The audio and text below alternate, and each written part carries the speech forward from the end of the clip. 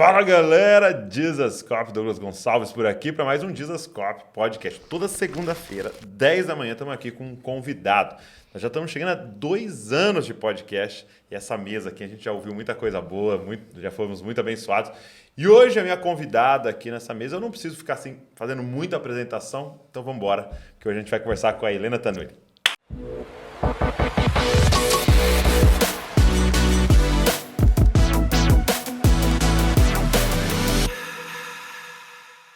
E aí, minha amiga? Que honra. Finalmente, né, Douglas? Finalmente. Coisa boa. Recebendo aqui em Bragança. Sim, delícia. Prazer estar aqui com você. Poxa, obrigado, viu? Por esse esforço aí, que eu sei que não é fácil, essa caminhada. Mas é muito bom, é muito bom. Como é que está sendo para você se voltar, né? Melhor, como é que foi para você não sair por um tempo e ficar presa como todo mundo ficou? Não sair por um tempo foi maravilhoso. É, né? Foi um aprendizado maravilhoso, porque às vezes a gente fala muito de uma coisa, a gente crê naquilo que a gente fala, mas outra coisa é a gente vivenciar isso. Então, o João Lúcio sempre foi professor de matemática, sempre vivemos da matemática, vamos dizer assim. Tá. E no ano de 2015, Deus deixou muito claro que... Deus foi avisando assim 1 ano antes. O tempo está mudando, a estação está mudando. É mesmo? 2019 já? E eu vou mexer na sua vida. Falando com o João, tá. Eu vou mexer na sua vida. Tudo que eu pedia para Deus, Douglas, é assim, Senhor, mantém o nosso sustento da matemática. Sim. Eu não quero viver da obra. Jesus sabe como é que confronta o nosso orgulho. Né? Deus sabe como confronta o nosso orgulho. E aí Deus foi avisando, e eu falei, não, Senhor, não é isso que eu estou pensando, não, Senhor, não, Senhor. E Deus trouxe o João integral para a obra. Bom, para ele foi muito difícil o primeiro ano, e tendo que reorganizar tudo, né, e tal. E eu falando assim, Senhor... eu pensando, né, Douglas, o senhor vai fazer isso só uma gracinha, só para eu me ensinar e depois volta tudo ao normal. Não voltou ao normal. Tipo Isaac, Tipo Isaac. Tipo Isaac. Na hora que eu levantar o cutelo, Deus vai falar, não, pode deixar. Não, matou mesmo. Matou mesmo, teve que morrer. E eu sempre falei, ok, o Senhor é quem nos sustenta. O Senhor é quem nos sustenta. Seja através da matemática, seja através da venda de um livro, de um conteúdo online, é o Senhor que nos sustenta. E aí, quando caíram todas as agendas, então foi o estágio, foi a aula prática. Foi. Né? Senhor, como é que nós vamos viver agora? Todas as agendas caíram, o Brasil fechou, né? E só Deus sabe até quando. Aquele negócio é o próximo mês. É o próximo mês. E assim, como a gente viu a fidelidade de Deus na prática, como Sim. Deus cuida de quem Ele envia, de como Deus nos respalda na obediência e na dependência dEle. Então, nós experimentamos milagres de todos os tamanhos, né? De assim, nós precisamos pagar uma conta, mas não temos como pagar, não temos que pagar funcionário. E assim, nós nunca, Douglas, atendemos a demanda as pessoas falam, não, vocês têm que ter um escritório. É o João que ainda faz sua agenda, e a gente nunca sentiu uma direção de Deus para isso. Não, fica pequeno. Com vocês vai funcionar assim, né? Deus tem um time para cada um. Para cada um, né? E a gente nunca deu tanto glória a Deus por a gente ser pequeno na pandemia. Senhor, muito obrigado, porque a gente não se deixou bombar pelas outras vozes e a gente continuou ouvindo a sua voz. Fica quieto, eu não mandei se mover, eu não mandei ampliar, eu não mandei chamar mais pessoas. Né? E a gente já tem um time que trabalha com a gente, que é a tia Cida, que me ajuda em casa, que é a Hélida, que é a nossa faxineira, que vai uma vez por semana. Né? E o Lucas, que trabalha dirigindo para a gente, porque eu não dirijo, o João também não dirige, e os nossos filhos, na época que o Lucas foi contratado, não dirigiam também. Né? Hoje todo mundo já dirige, mas na época não dirigia, então a gente tinha que viajar, tinha que deixar alguém com as demandas dos meninos e tal. E eu falei, Senhor, eu não quero demitir ninguém. Né? E, Douglas, nós vimos a fidelidade de Deus. Então, a pandemia foi um aprendizado maravilhoso, a vivência de tudo aquilo que nós já proclamávamos, já ensinávamos, inclusive, Sim. mas vivemos na prática. Então, foi muito bom. Muito bom. A gente teve a oportunidade de receber aqui na igreja, algum tempo atrás, o Marcos Brunet.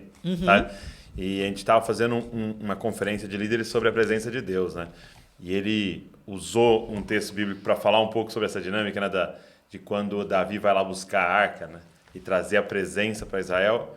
Aí ele pensa assim, já sei, eu vou trazer a arca, a presença, eu amo a presença, minha vida é a presença, então eu vou pegar os carros mais novos que eu encontrar.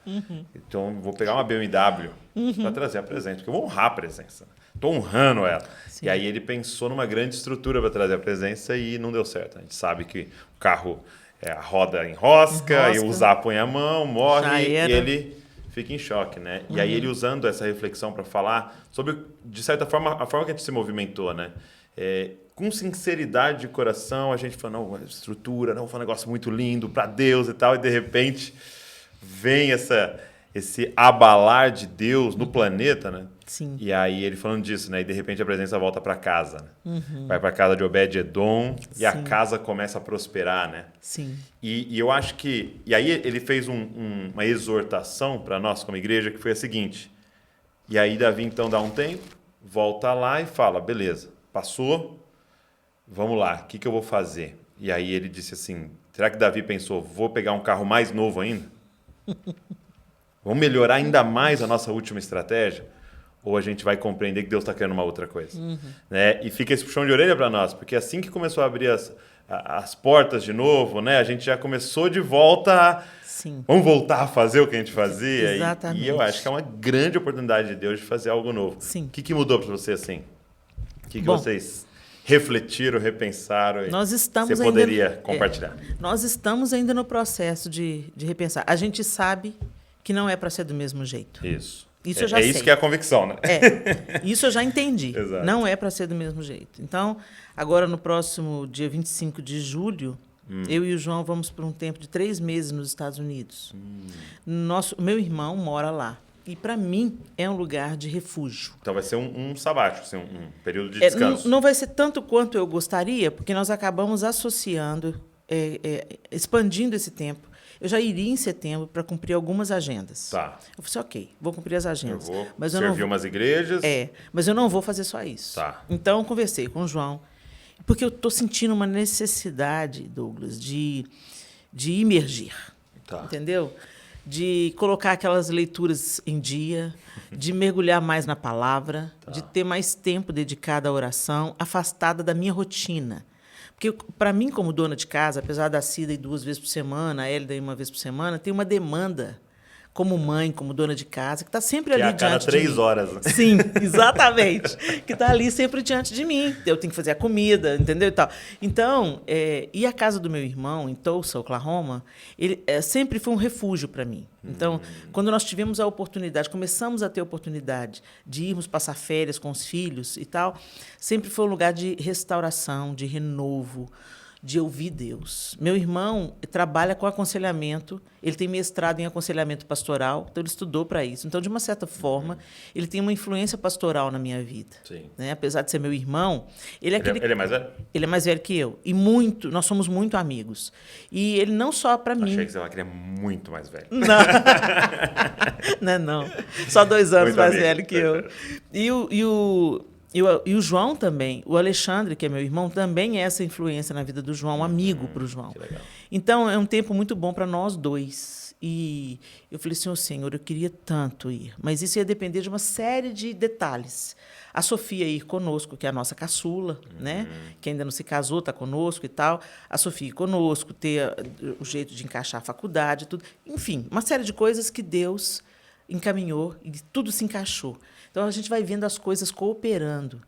É como se Deus estivesse me atraindo. Vem cá. Vem cá que eu quero falar umas coisas muito específicas com você e você precisa de estar quieta. Você vai deixar um pouco de ser Marta e você vai ser Maria. Senta aí que eu tenho muita coisa para te falar. E eu estou ansiando por esse tempo. Assim, eu estou contando os dias para 25. Vai ser quando? Agora, 25 de julho. 25 de julho. De julho. A gente fez isso. A gente fez janeiro, fevereiro e março lá. Maravilha. E foi um tempo muito especial, realmente. Foi um tempo assim de... E pensa num troço difícil é descansar, né? Sim. Sim, é muito difícil. Douglas, a gente está virado... a gente tem que estar fazendo alguma coisa e sempre tem uma demanda. Sempre tem uma visita para você fazer, sempre tem alguém te chamando no WhatsApp. O WhatsApp me estressa. Eu olho para os números de chamada e não quero atender o WhatsApp, entendeu? Então, tem uma série de demandas e tal. E, inclusive, essa retirada estratégica é porque você não vai estar ali tão à disposição das pessoas. Sim. Né? Lá em Tulsa, ninguém me conhece, graças a Deus. A não ser o Alexandre, a Dani e o Benjamin, que ainda está em casa. Então, vai ser um tempo assim que eu acho que muito importante. E ele partiu dessa convicção de que não é para continuar do mesmo jeito. Sim. Né? Sim. Não é para fazer o que funciona, não é para fazer do meu jeito, não é para fazer do jeito que eu estou acostumada a fazer. É manter esse lugar da dependência absoluta de Deus e saber que a gente precisa de andar na dependência dele, que o lugar da independência é o lugar da nossa ruína. Tudo começou com a tal autossuficiência, né? Verdade. Mas é claro que você não vai morrer. Você será como Deus. E ele continua dando esse projetinho aí para a gente de poder. A Serpente continua financiando os projetos de poder, os projetos pessoais, né, e tal.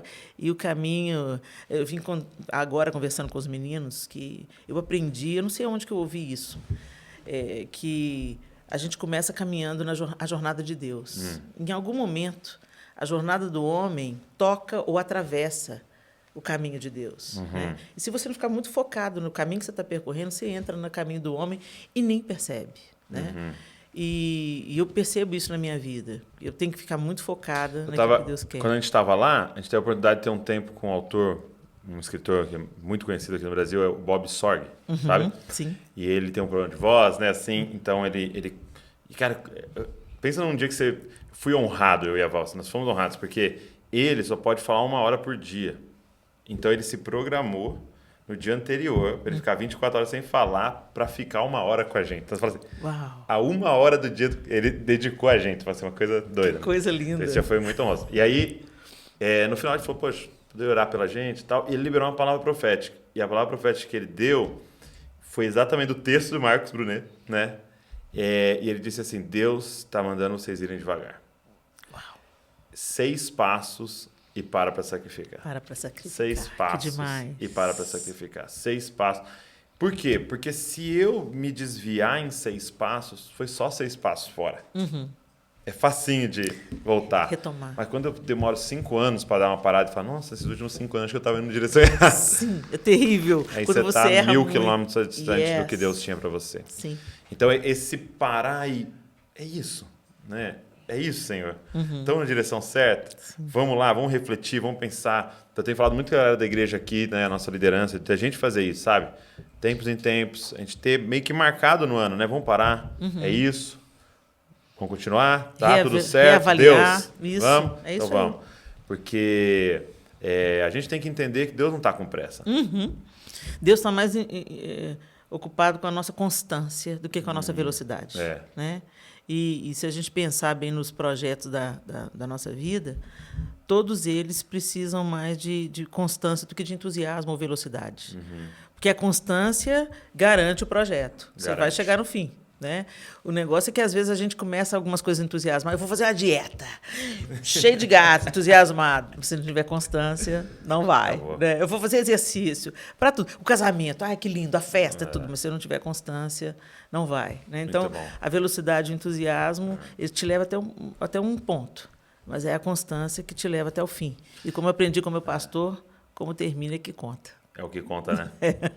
Porque diz assim, né? E Noé andava com Deus. Sim. Não corria com Deus. Não corria com Deus, andava com Deus, exatamente. Constância. Não, e eu preguei isso hoje de manhã. É mesmo? É verdade. Eu compartilhei essa palavra, Enoque andava com Deus, Noé andava com Deus. E Deus chama Abraão para andar com ele. Anda na minha presença e ser perfeito. Né? E andar não é de arroubos, de ocasiões. Andar fala de constância, justamente isso. Em dias ruins, em dias bons, na pobreza e na riqueza, como no casamento. Né? Uma aliança envolve essa constância e permanecer. E, às vezes, no nosso tempo, nós somos muito seduzidos pelo muito fazer, pela velocidade, pelo entusiasta. Né? Mas o Senhor nos chama mesmo a fidelidade, a constância.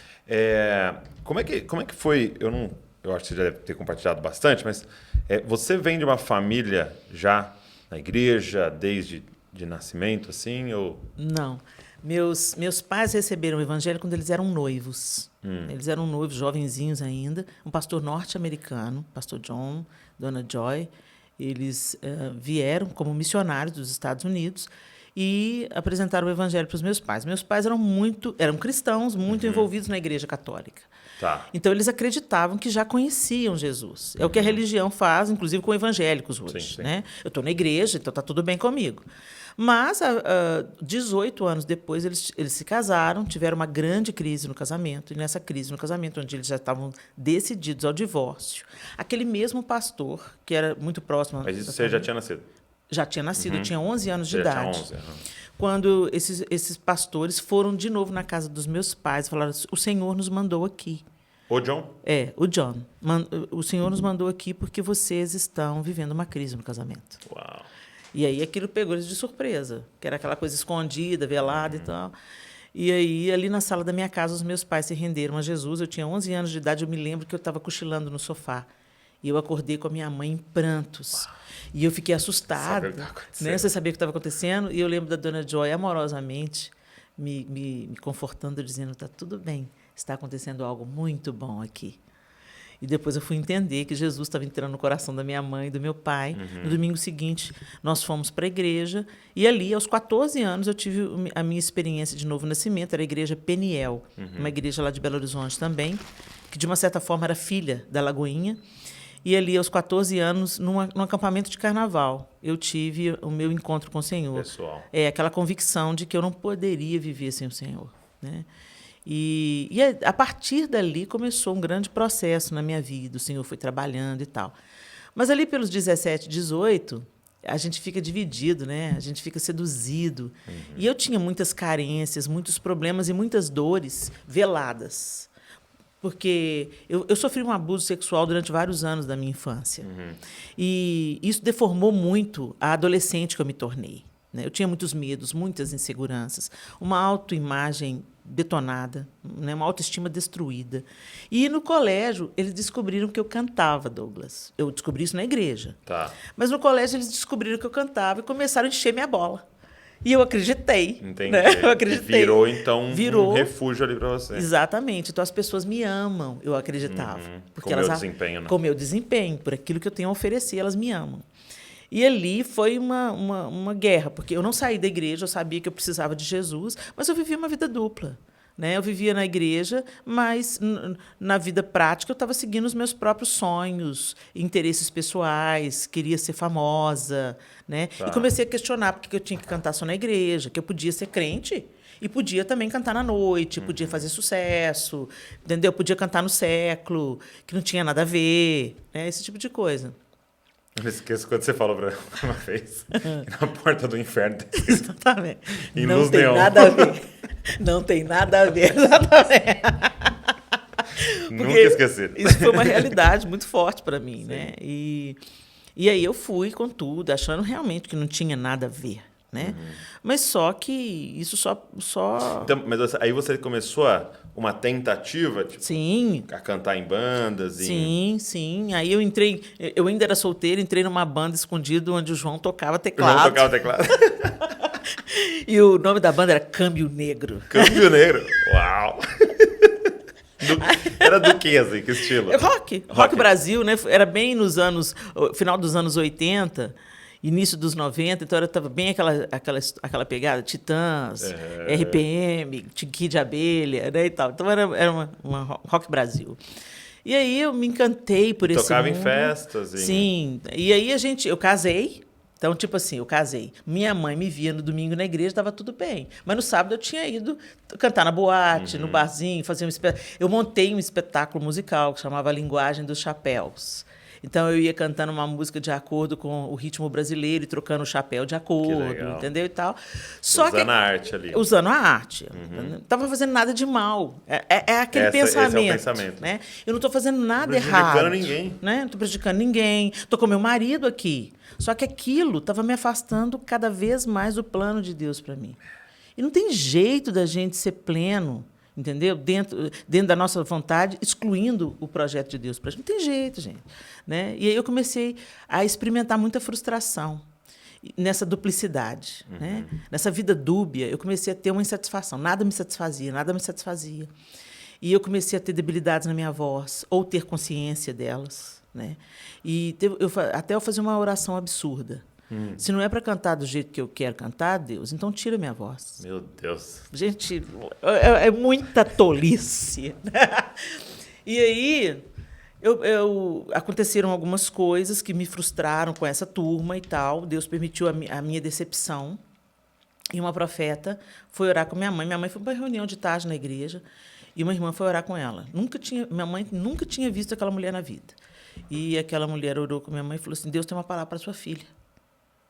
Aí minha mãe olhou para ela, tipo, se ela me conhece, né? Aí ela falou, você tem uma filha? Tem, não tem? Ela falou assim, tem uma filha, mulher, 2 homens. É para a filha. Manda dizer a ela que o Senhor diz a ela assim, 1000 vezes melhor é estar na minha casa e na minha presença. Poxa, Douglas... Você sabia exatamente. Quando minha mãe bateu lá em casa dia de semana, eu falei, o que aconteceu? O que minha mãe está vindo aqui? E ela me dá essa palavra, eu já comecei a chorar. Não dava mais para resistir.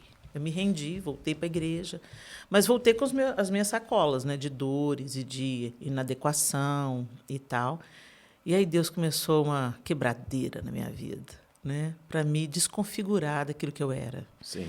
Para me fazer entender que eu sou amada não por aquilo que eu entrego, não pelo produto final que eu ofereço, né? Eu sou amada pela graça, pela imensa graça de Deus que me alcançou. E quando você tem esse retorno, vamos dizer assim, né? Cai a ficha, a palavra profética vem, né?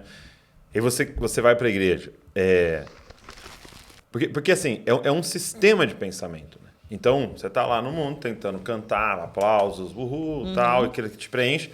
Você entra na igreja e vão te chamar para cantar, né? E o que você quer? Também os aplausos. Coisa, né? Yes. Ah, glória de Deus. Mas para a glória de Deus é mentira pura, é para minha própria. Exato, porque você percebe em outras coisas, né? Eu quero ser um advogado, eu entro na igreja, quero ser um pastor. Quero ser isso, aí eu entro na igreja, eu acho um outro jeito. Outro caminho, sim. Mas a estrutura atrás é a mesma, né? Como é que foi para você esse início, começando a usar o seu dom dentro da igreja e tal? Eu comecei a usar o dom dentro da igreja e comecei a cantar num grupo que chamava El Chamar. E lá dentro do El Chamar tinha uma moça que cantava muito, chamava Ana Paula Valadão. Ah, não conheço. Aí, aquela moça, irritante ela, sabe? Porque ela cantava muito. Mas eu achava assim, não, ela tem as oportunidades porque ela é filha do pastor. Ah, é, certeza. Entendeu? O nome disso é inveja. Aí Deus começou a me confrontar. Entendeu? Deus começou a me confrontar. E aí, mas assim, eu ali numa competição velada com a Ana Paula. Né? Para mim, ela era protegida. Só você sabia. Ela era protegida porque ela era filha do pastor. E a gente ainda quer enfeitar o negócio. É pecado, mas a gente quer enfeitar. Não é inveja, é justiça. Todo mundo tem que ter oportunidade. Sabe aquela coisa? Você quer pôr uma maquiagem, uma peruca loura na inveja, para ver se melhora ela um pouquinho? Mas é inveja. Né? E aí, o que aconteceu, Douglas? A lição do pior jeito, né? Eu ia cantar, Ana Paula também. Ia ser uma mostra do El Chamar, que era o grupo que a gente cantava, com um coral da Assembleia de Deus do Belém. Eles iam na Lagoinha, tinha uma orquestra enorme, eles. E a gente era o grupo de mais expressão na igreja. Então, a gente ia cantar uma música, eles iam cantar uma música. E tudo para a glória de Deus. Tudo para Deus. E aí eu preparei meu solo, né? Tinha um solo, preparei meu solo no domingo. Vou matar a pau. Hoje eu vou destruir. Eu vou destruir. Porque, além de eu cantar, eu sempre gostei de interpretar. Eu sou atriz, eu gosto de representar. Verdade, eu vou fazer uma interpretação. Quando eu cheguei... No sábado, Douglas, eu amanheci absolutamente afônica. Isso nunca acontecia comigo. Nunca, nunca. É muito difícil até hoje eu perder a voz. Entendeu? E não é porque eu tomo cuidado, não. É pela misericórdia de Deus. Mas, assim, por exemplo, você vai num acampamento, grita 4 dias, eu ficava rouca. Mas não tinha acontecido nada. Não aconteceu nenhum fato para me deixar rouca. E eu acordei falando assim. Não tinha jeito de eu cantar absolutamente nada. E eu comecei... Aí eu lembrei da oração, Douglas. Se não for para eu usar a minha voz do jeito que eu quero, Deus, então tira. Meu Deus. Foi um aprendizado doloroso e maravilhoso. Eu fui cantar fazendo mímica. Eu não podia fazer meu solo. Eu pensei... Aí eu comecei a usar tudo quanto é remédio. Pinga, põe gargarejo, todos os artifícios humanos. Acordei domingo, nenhuma voz. Né? E aí Deus começou a ministrar o meu coração. No domingo ele começou a ministrar. Me lembrou essa oração que eu tinha feito aí há uns 3 anos antes desse episódio. Meu Deus, a oração. Senhor, me perdoa. Minha voz não é para usar para meu próprio proveito. Deus começou a me mover, Douglas. E eu comecei a cantar, dublando. Foi a primeira vez que aconteceu isso. Eu estava lá só fazendo número. Eu não conseguia cantar nada. E eu estava no meio do grupo cantando. fazendo coreografia, porque o grupo mexia com os braços e tal, era um negócio bem da época, né? E eu não conseguia cantar, e as lágrimas corriam, e Deus ministrando no meu coração todo o tempo. A Ana Paula veio, cantou, e veio uma unção, encheu o lugar. E Deus falou, não é a Ana, sou eu levanto, eu derrubo, eu faço o que eu quero, eu sou Deus. Se você quer viver, vive para mim. Deixa eu fazer, deixa a glória. Trabalhe pela minha glória, não pela sua glória. Muito bom. Porque isso vai trazer vida para as pessoas. Deus não tem problema de autoestima, Deus não precisa ser glorificado porque Ele tem problema de identidade. Né? Quando nós vivemos para a glória de Deus, os primeiros a se beneficiar com isso é a gente mesmo. E depois isso espalha para os outros, transborda e traz vida na vida dos outros, anuncia Sim. quem Deus é e o que só Ele faz. Mas eu aprendi isso de um jeito duro. Duro. Né? É muito doido você estar contando, porque é tão sutil, né? Como você disse, se mascara muito. Né? Sim. E uma coisa até que eu compartilhei hoje lá na igreja, de quando Satanás aparece para Jesus no deserto, poxa, gente, está parecendo o capeta para Jesus. Sim. O diabo, Satanás, ele do inferno aparece para Jesus. Uhum. E aí ele vai tentar Jesus. Então, hoje, no nosso imaginário, se a gente não tivesse lido o texto, né? Então Satanás apareceu para Jesus no deserto. Como ele vai tentar Jesus? Você pensa, vai trazer uma mulher pelada, ele Sim. vai trazer vamos roubar um banco, fala um palavrão, blasfema, entendeu? Não sei, porque quais são as tentações quando você pensa no Satanás aparecendo, né? Vira satanista, né? Tal. E aí ele fala assim, se você é filho, transforma a pedra em pão. Ele usa a própria palavra para tentar Jesus. E é muito interessante que o que ele está falando para Jesus usa o seu poder para o seu benefício. Usa a sua filiação para o seu benefício. Sim. E aí Jesus fala, não vou fazer. E fica tranquilo que um dia eu vou estar num deserto e vou fazer aparecer pãozinho. Mas vai ser por causa da fome do outro. Sim. Para a glória do meu Pai. Exatamente. E não para benefício meu. Então, ele não usa uma vez para ele. Ele podia se livrar da cruz. Uhum. E é muito doido, porque quando os guardas estão aos pés da cruz, eles falam uma frase que é exatamente o ensinamento de Satanás, né? Ah lá, falou que é filho de Deus. Se você é filho de Deus, desce daí. Exatamente. Só que filho de Deus é quem sobe ali, né? Uhum. Exatamente. Entrega a vida pelo outro, sem benefício nenhum. E você não tem que provar nada para ninguém. Nada. Porque hoje se espera muito resultado. E aí, o que você está fazendo? Né? Quando você encontra um amigo que você não vê há muitos anos, ele fala, e aí, Douglas, o que você está fazendo? Como é que tá a vida? Como é que tá a vida? Né? E é tão louco, porque a gente acha que a gente tem que estar produzindo alguma coisa para ter aprovação de Deus. Isso no nosso meio virou quase uma doença. Virou. Entendeu? Então, de repente, as pessoas começam a trabalhar não para a glória de Deus, mas para apresentar resultados para o outro. Olha o que eu estou fazendo. Olha como é que eu sou grande na terra. Olha como é que Deus está me honrando. Isso é uma mentira. Isso é uma mentira. Porque se a gente não tem uma vida no secreto, se a gente não está buscando a vontade de Deus, e muitas vezes a vontade de Deus fica quieto. Fica aí um tempo aí no estaleiro, entendeu? Fica aí que eu quero tratar com você algumas coisas que está precisando ser tratado. Né? Isso não te desqualifica, muito pelo contrário. Isso mostra que Deus está te promovendo, está fazendo você amadurecer, crescer, aprofundar raízes. Sim. E muitas vezes não, o que acontece debaixo da terra ninguém vê. Quando a gente pensa a gente é comparado pelo salmista com a palmeira e como o cedro do Líbano. Né?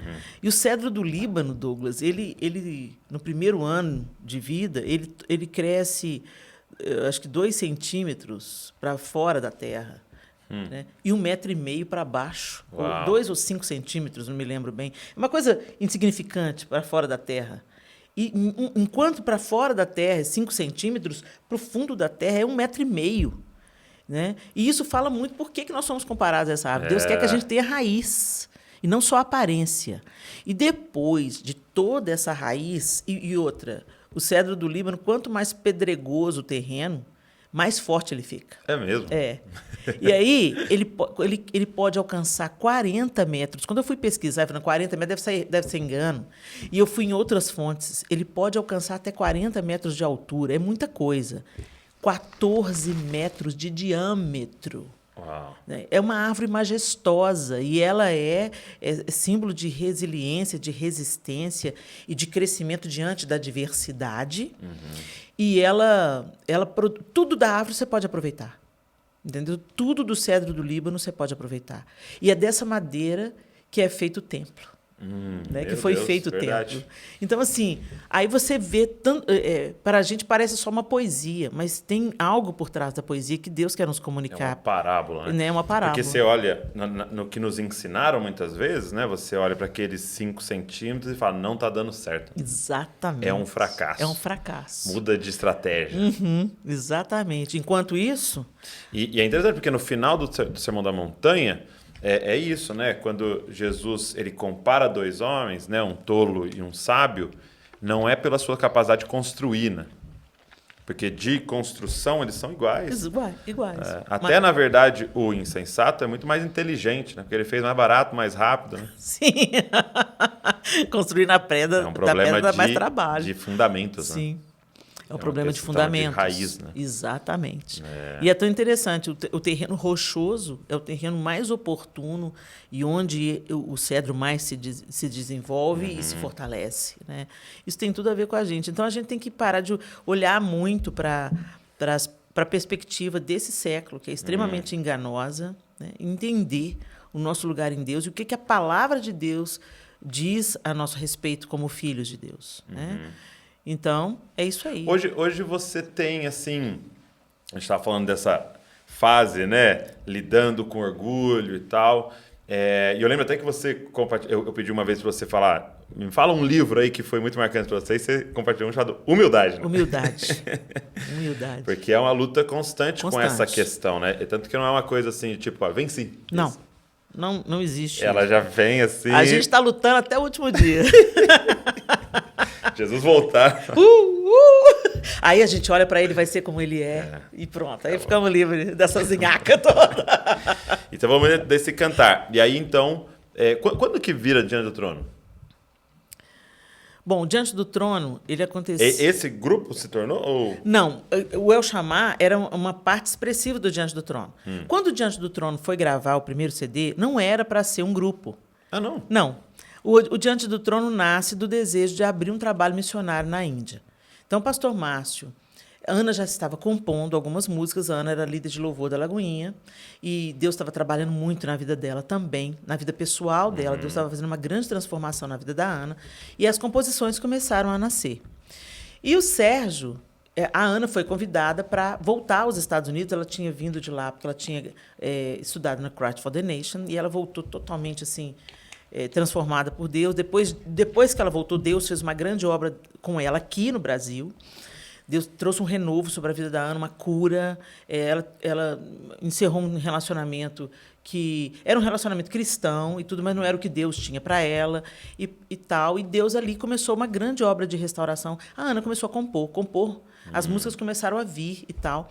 E ela foi convidada para ir aos Estados Unidos cantar num CD de um dos professores dela, do Cross for the Nation, que era o Kevin Jonas, o pai do Jonas Brothers. É mesmo? E aí o Kevin era pastor numa igreja, iam gravar um projeto da igreja, chamaram a Ana para cantar A Ele a Glória. Porque dele, por ele... Para cantar em português. Ele queria cantar em vários idiomas, e um dos idiomas era português, ele chamou a Ana. E o pastor Márcio, que estava voltando da Índia, lidando com aquele quadro, né? Falou com o Sérgio Gomes, que era o regente da orquestra do El Shammah. Falou, vai com a Ana, filho, e aprende como é que eles vão fazer essa gravação, porque nós também vamos gravar. E o Sérgio foi. E lá depois que acabou a gravação, a Ana cantou pela primeira vez para o Sérgio, Diante do Trono, a música. Eu me prostro diante do trono.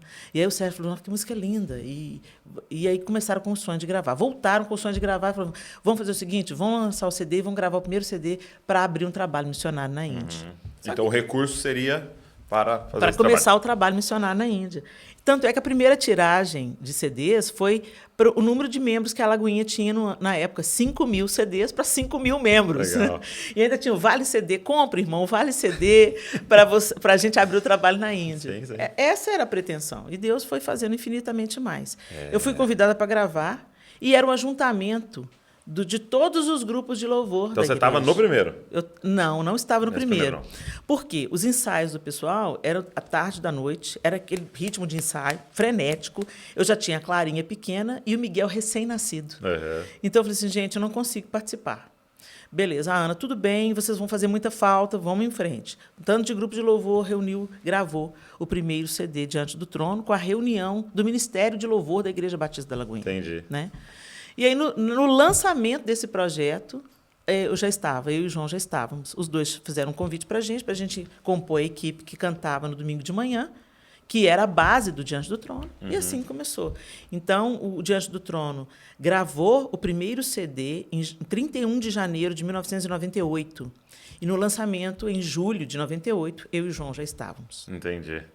E aí foi essa grande jornada, escola. né? Uma grande escola, Uma né? grande escola, Douglas. Primeiro, porque eu já tinha confessado meu pecado para a Ana, pedido perdão para ela, da minha inveja. Eu nunca esperei que a Ana fosse me chamar para estar tão perto dela assim.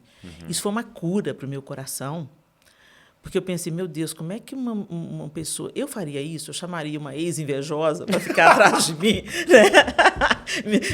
me julgando uma urucubaca. Uma ex-invejosa é muito bom, né? E aí, Deus me amou muito. Eu nunca conheci uma ex-invejosa. Eis aqui, eu estou profetizando, em nome de Jesus, que esse bicho não vai me pegar mais, não. Entendeu? Porque a gente tem que lutar com ele todo dia. Eu tenho que lutar com ele todo dia. Mas por que é um dos mais difíceis de reconhecer e confessar, né? Porque é um pecado silencioso, né? Ninguém vê. Mas o inferno sabe. É dentro, né? É dentro. Então você tem os pensamentos invejosos e por trás, que lindo! Falsidade! Por dentro você está assim.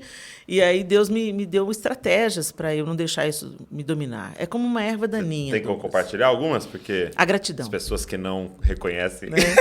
A gratidão. A gratidão por aquilo que você tem. Tá. E a gratidão por aquilo que Deus dá ao outro. Porque se ele está dando ao outro, é porque o outro vai administrar aquilo melhor.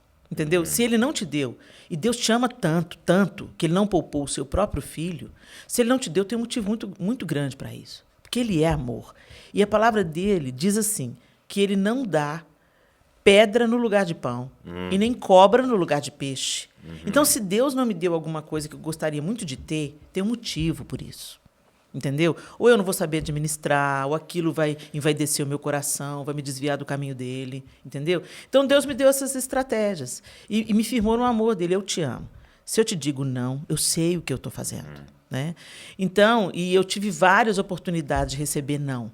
E cada uma delas foi me fortalecendo, me fortalecendo, me fortalecendo. Sabe? Foi aquele efeito cumulativo. Sim. Eu fui vivendo as experiências e fui entendendo. Não foi uma coisa instantânea. Isso. Foi um processo. Uma palavra sua que me abençoou muito, nem sei quando que eu a ouvi, quando você compartilha o exemplo de você fosse enviar um filho para cada lugar, né? E você vai fazer as duas malas, né? E eu sempre compartilho isso com pessoas, assim... E eu falo assim, né? Então você imagina se você vai enviar um filho para um lugar que é quente, né? Uma praia. Aí você pode fazer uma mala bem pequenininha, né? Porque um chinelo, né? É mais fácil de carregar. Bem levinha, né? Sim. Desse tamanho, aquelas de 10 quilos, assim, beleza. Aí você vai levar um pro Alasca. Ixi. Aí você vai precisar de bota, blusa, casaco, aí você precisa daquela de térmica. 23 quilos, assim. Yes. E aí eu fico refletindo disso, dessa comparação, porque é muito doido, porque hoje tem a comparação dos dois. Sim. Então eu olho para a mala grande que Deus deu pro outro e fico, nossa, Deus ama mais ele. Porque olha o tamanho daquela mala, minha, olha o tamanho da minha, olha o tanto que veio no dele. Exatamente. Só que tem uma inveja do outro também, de tipo assim, poxa, eu queria uma vida leve. Sim. Deus me deu esse ministério gigante para eu ficar aqui fazendo as coisas. Por que eu não posso morar perto da praia? Exatamente. Aquele ali com uma mochila entra em qualquer lugar. Eu tenho essa estrutura toda. Então, assim, a verdade é que você conseguiria ficar infeliz. Sim. De qualquer forma. Né? Só que se você pega a mala do outro, você vai morrer no seu destino. Né? Yes. Deus sabe. Imagina, você indo para uma praia com um casaco, roupa térmica e bota.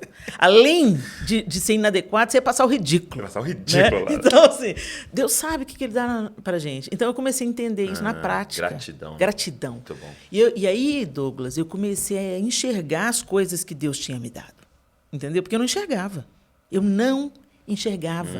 É isso que gera a inveja no nosso Porque coração. você está tão focado no que o outro tem, que você esquece de olhar para as suas tem. mãos. Né? E aí você não é grato mesmo. Você pensa que Deus está amando mais o outro, porque o outro é isso, o outro é aquilo. Dos aprendizados que eu tive é que eu estava com o meu filho, meus filhos me ensinaram muito, me ensinam até hoje. Eu estava com um dos meus filhos e a Clara tinha, na época, 8 anos e o Arthur 3, acho que é isso. E a Clara já partia o pão, passava manteiga, né? Eu já contei isso também muitas vezes nas minhas pregações. E o Arthur fez uma birra, porque ele me pediu a faca e eu falei, não, dá aqui o pão que a mamãe passa. Eu quero a faca, eu quero. Não te dou a faca, Arthur, não te dou a faca. Não pode, você não pode ter a faca. E ele desceu da mesa e ele começou a fazer uma birra. É mesmo? Né? Eu olhei para ele e falei assim, Arthur, você não tem coordenação motora para ter a faca. Eu falei essas palavras com ele. Aí eu pensei, aí ele parou, olhou para mim, tipo assim, o que ela tá falando? O que é coordenação? O que é? Uma paradinha de chorar aqui só para dicionário. E aí eu entendi uma série de coisas. E naquela luta com ele, eu falei, meu Deus, eu tô querendo proteger o menino. E ele tá com raiva de mim, ele tá com ódio de mim, porque ele pensa que eu amo mais a Clara. E Deus falou comigo assim, você é como ele. Uau. Mas foi assim, mais um desses ensinamentos brutais, sabe assim, tchum, a ficha caiu. Você é como ele. Você está reclamando porque eu dou isso, isso e isso para fulana, mas você não sabe que você não tem habilidade para lidar com isso ainda. Você precisa de desenvolver outras coisas para você aprender, para eu te entregar essa ferramenta. Né?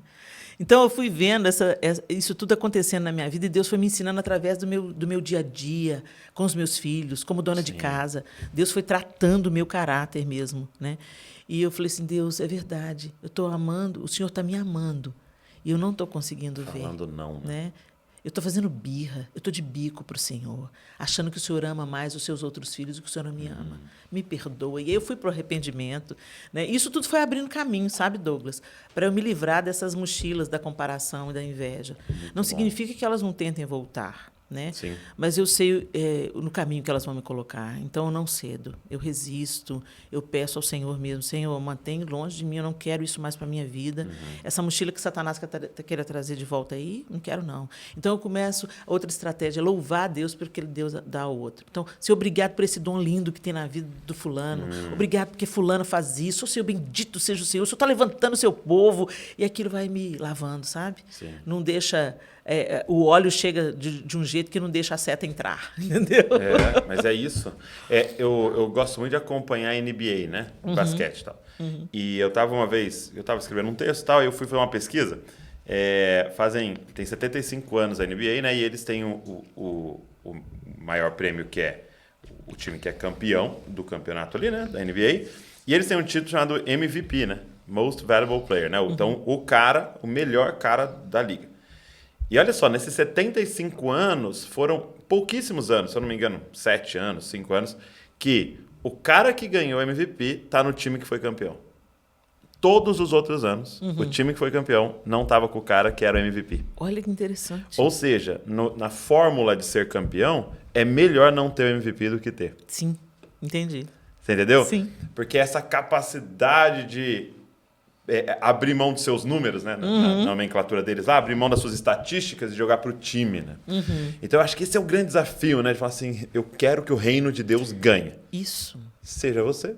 Exatamente. Seja eu fazendo, seja ele fazendo o gol, seja... Entendeu? Yes, Paulo aí. dizendo assim, importa que Jesus seja pregado. Exatamente.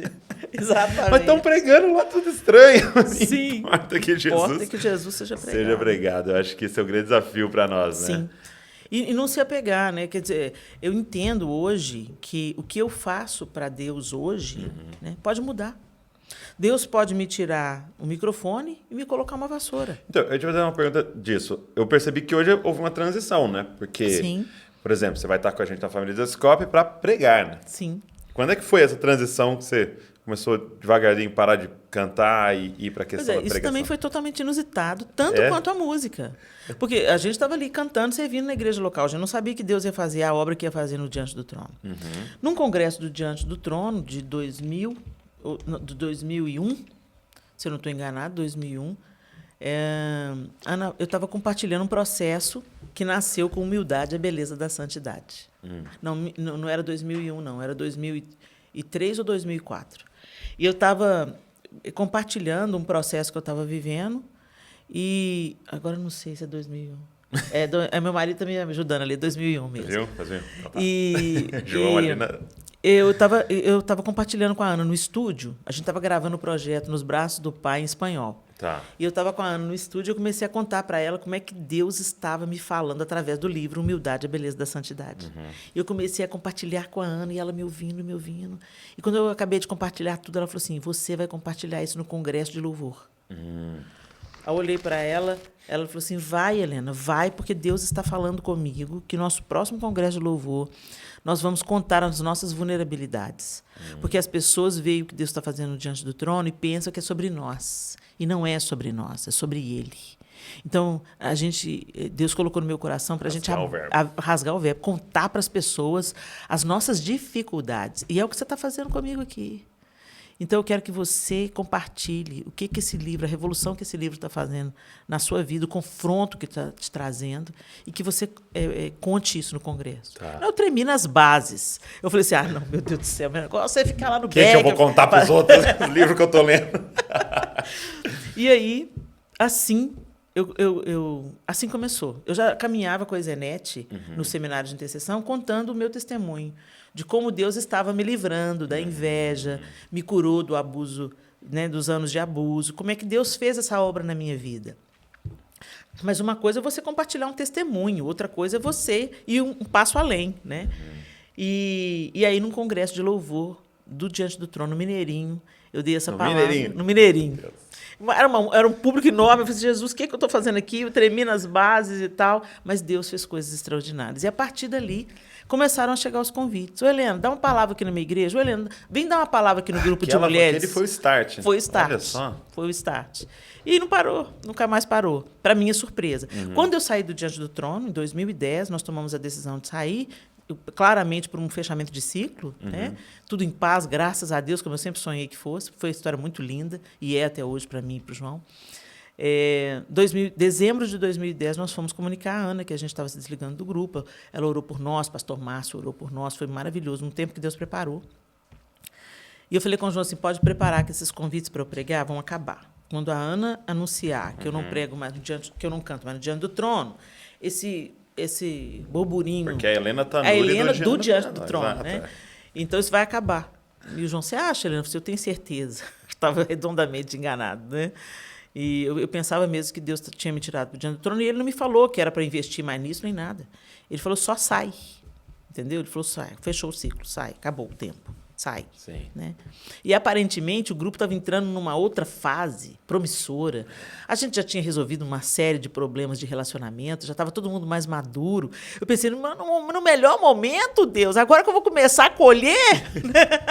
Aí Deus falou, pronto, agora já cumpriu o propósito, para a próxima etapa. Só que eu não tinha ideia. E quando começaram a chegar muito mais convites, né? Aí eu comecei a apresentar o programa internacional, o Clube 700, eles me chamaram para apresentar, eu comecei a fazer mais televisão, comecei a ser chamada para ministrar a palavra, e aí Deus abriu um novo caminho, onde eu menos esperava. Né? Não foi, nada foi planejado, foi o Senhor mesmo que planejou. Uma coisa que eu admiro muito no trabalho que vocês fazem é essa...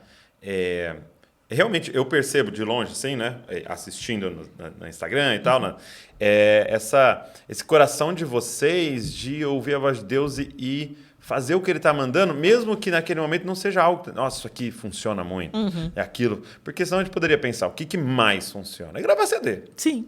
O que mais funciona, né? Sim. Aí, de repente, você solta um filme, uma pregação com teatro no meio. Sim. E tal, e assim, uma expressão de quem vocês são, sem essa métrica do que bomba, do que funciona. Sim. Tal. E eu acho isso tão saudável e maravilhoso. Eu entendi isso cedo. Inclusive, nessa palavra que eu falo das malas, eu falo um pouco sobre isso. Que a gente tem que pensar não no que dá certo, mas o que é o certo. Né? O que Deus quer que a gente faça. Né?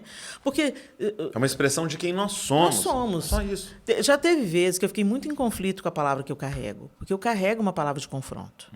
E quando no ano que nós gravamos Preciso de Ti, ou seja, onde a Ana ainda não tinha me dado o microfone para pregar, uma profeta, uma mulher ligou de Londres, eu nunca me encontrei com essa mulher pessoalmente, pediu meu telefone para a secretária do Diante do Trono. Ela me ligou, Helena, posso dar? A irmã falou que tem uma palavra de Deus para você, ela mora lá em Londres. Eu falei assim, pode dar, se é uma palavra de Deus, eu quero ouvir. E eu estava num momento de fragilidade, eu estava ainda nesse processo de cura, eu precisava muito ainda da aprovação das pessoas, sabe? E Deus me quebrando, falando que não, que eu precisava ser aprovada por Ele, né? É aquela luta, aquela quebradeira total, e a mulher me entrega a palavra de Ezequiel. E ela fala assim, olha, eu não te mando para um povo de estranha língua, eu te mando para a casa de Israel, um povo obstinado. Quer ouçam, quer não ouçam, fale. Abra a boca, engole o rolo. Eu farei a sua fronte mais dura do que o diamante contra a fronte deles. Se você não falar, o sangue eu requererei das suas mãos. Eu falei, meu Deus, o senhor está entregando essa palavra para a pessoa errada, Deus.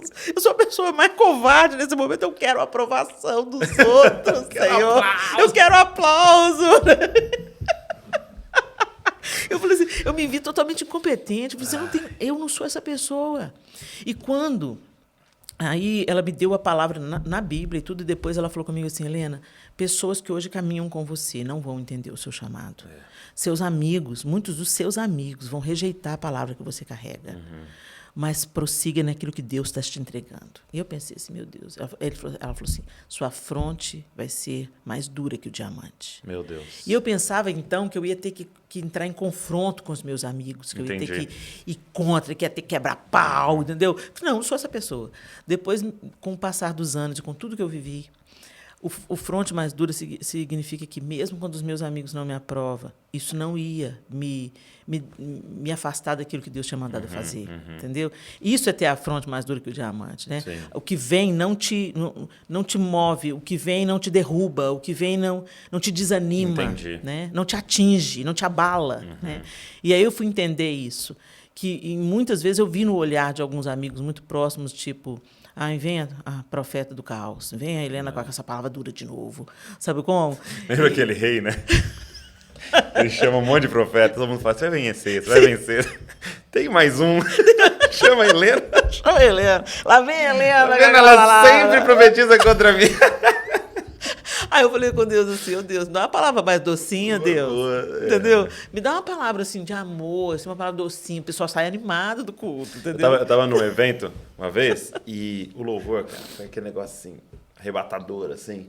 Aí o cara, líder do evento, pegou pra orar, né, antes de eu pregar, e ele orou um assunto lá, tal, assim, e um amigo meu tava lá e ele falou assim, cara, foi do meu lado, cara, prega tal, porque ele sabia que eu tinha uma mensagem daquele assunto ali. Sim. Prega tal mensagem, cara. Isso aqui, né, vai vir abaixo. Vai vir abaixo. E eu tinha uma outra.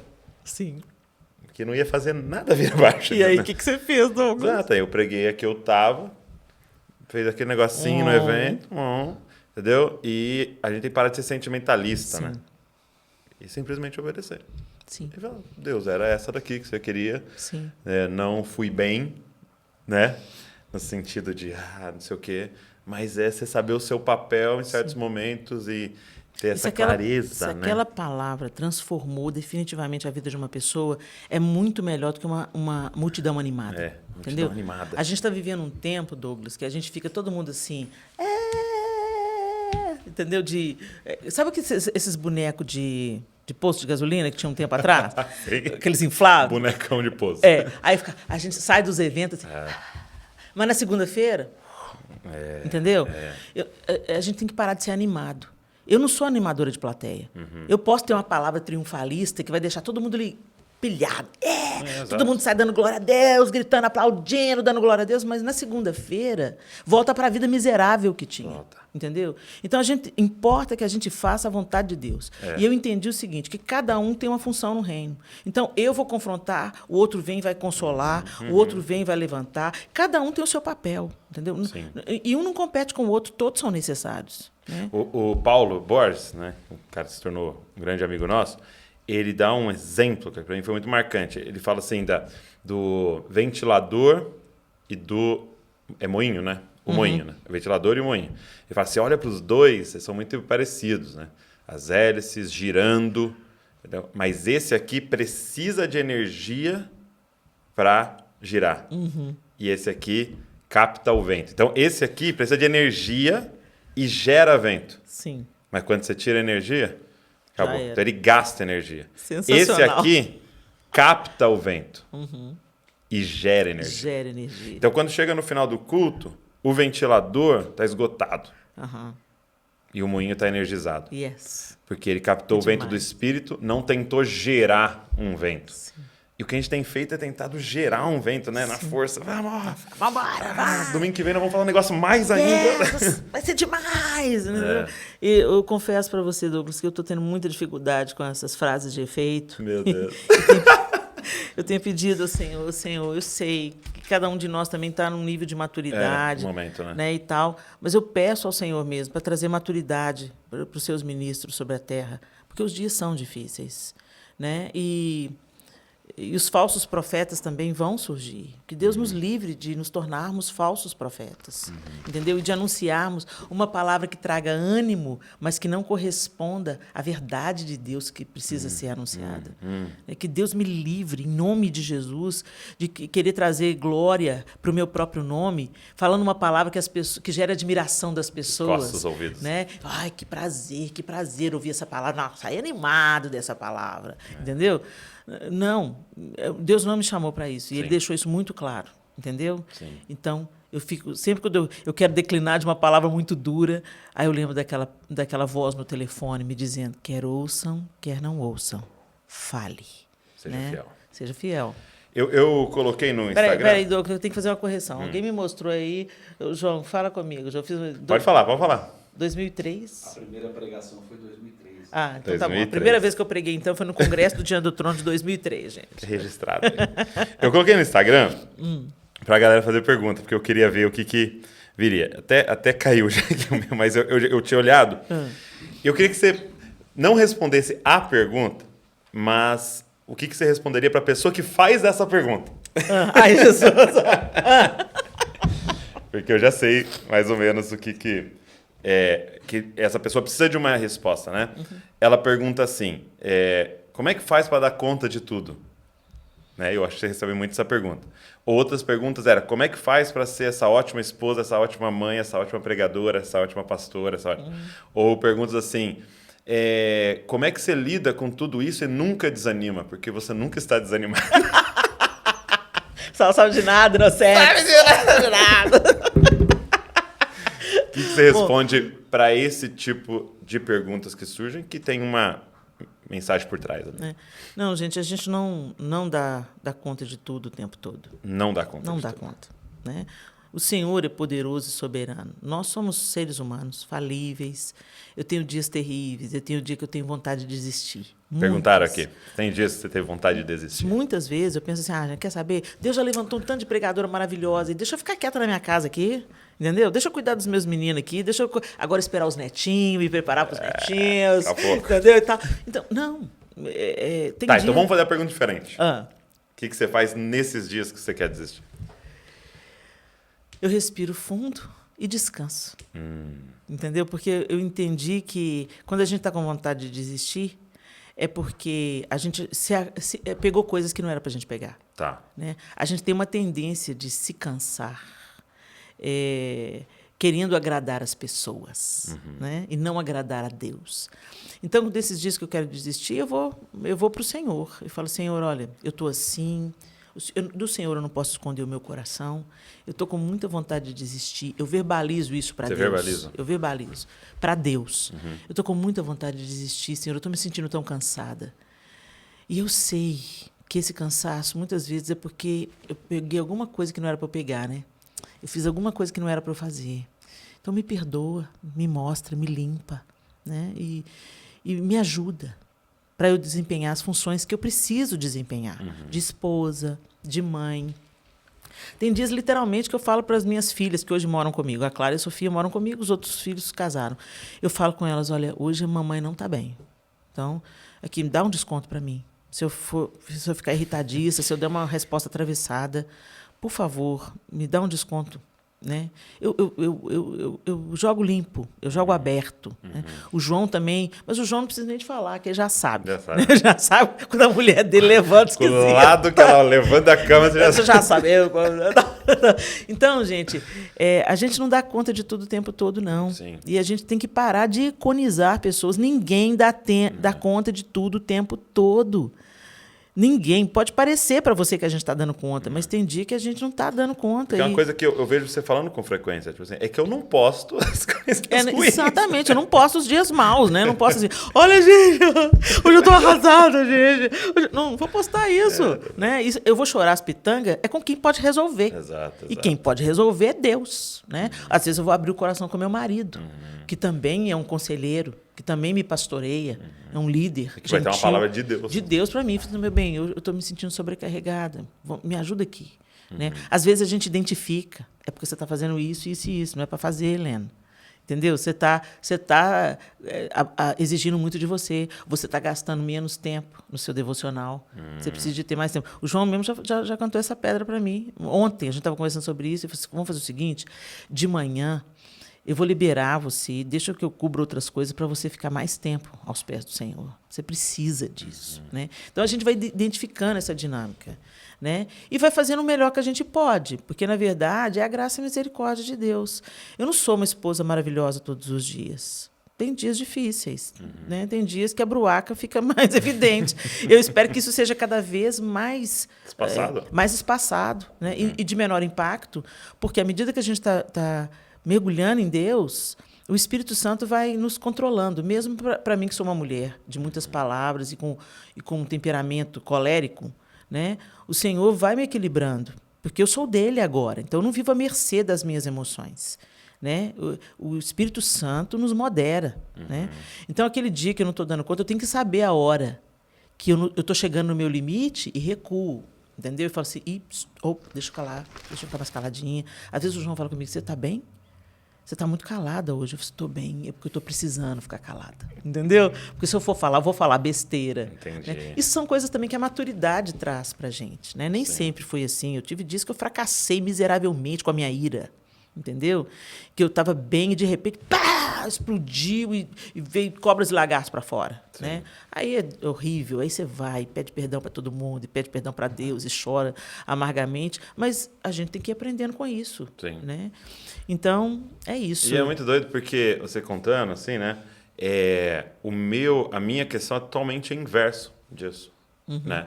Então, os momentos que eu tive que parar e pedir perdão foi por não ter falado. Entendeu? Por preguiça emocional de brigar. Né?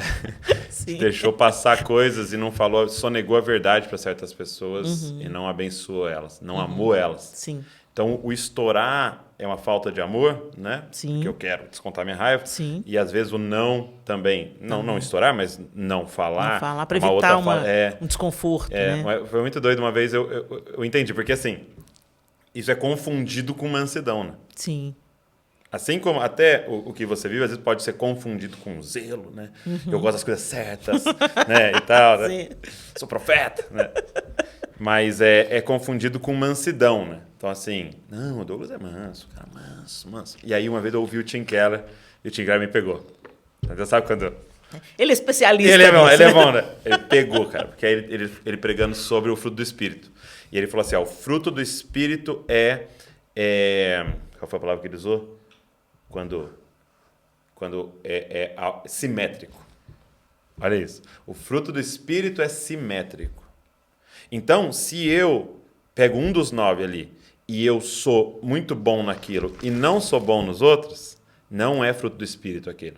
Uau! É o seu pecado aquilo. Uau! Meu Deus! Então, se eu estou crescendo em mansidão, mas não estou crescendo em domínio próprio, não estou crescendo em alegria, em não sei o quê. Então, não é o fruto. Porque o Espírito do Espírito, quando é o Espírito, você começa a crescer em todos. Ele é proporcional. Ele é proporcional. Uau! E aí eu falei, opa, então eu preciso... Grande alerta. Grande alerta. Grande alerta. Muito bom. Poxa, obrigado. Eu que agradeço. Obrigado por esse tempo aqui. Fui muito abençoado nessa mesa. Tenho certeza que a galera que está nos ouvindo foi abençoado também. E honrar você, o tanto que você abençoa também a Val. A Val, na jornada dela, aprendeu tanto com você. Não, eu sou totalmente suspeita para falar da Val, né? Porque a Val, como essa mulher me abençoa.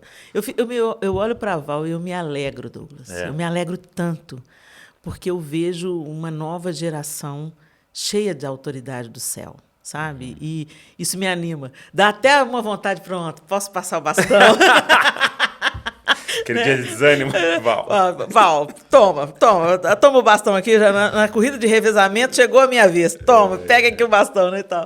Mas eu sinto esse refrigério, né, vendo a alegria mesmo de ver, não só a Val, mas outras grandes pregadoras do nosso tempo, mas particularmente a Val me abençoa pessoalmente. Nela, a palavra que Deus coloca na boca dela encaixa assim no meu coração de um jeito. São muito parecidas nos seus ministérios. Isso é uma honra para me ouvir, entendeu? Porque ela realmente me abençoa muitíssimo com o jeito dela assertivo, transparente, e é muito bom ouvir a Val. Glória a Deus. Muito bom. Que outras Vals se levantem em nome de Jesus. Glória a Deus. Obrigado por você que ficou com a gente aqui, nos ouvindo, nos assistindo. E se você foi abençoado, não retém, cara. Manda para os outros aí, pega esse link, manda nos grupos aí, manda para todo mundo. Vou abençoar mais pessoas. Então, segunda-feira que vem, 10 da manhã, estamos aqui com mais um podcast. Deus abençoe você e não se esqueça, você é uma cópia de Jesus. Valeu.